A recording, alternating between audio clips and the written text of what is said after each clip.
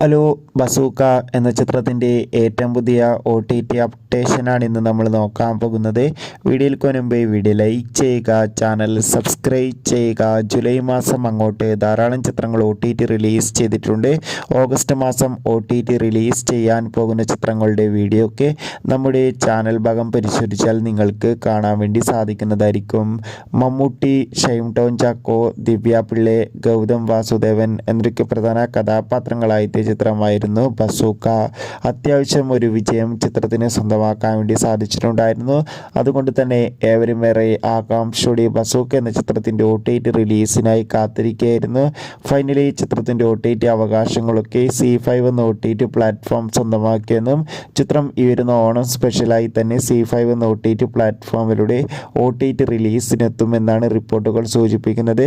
എന്നാലും ബസൂക്ക എന്ന ചിത്രത്തിൻ്റെ കൂടുതൽ അപ്ഡേഷൻ അറിയാൻ വേണ്ടി നമുക്ക് കാത്തിരിക്കാം. ചിത്രം കണ്ടവരുടെ അഭിപ്രായം തീർച്ചയായും കമൻറ്റ് ബോക്സിൽ രേഖപ്പെടുത്താൻ വേണ്ടി ശ്രമിക്കുക.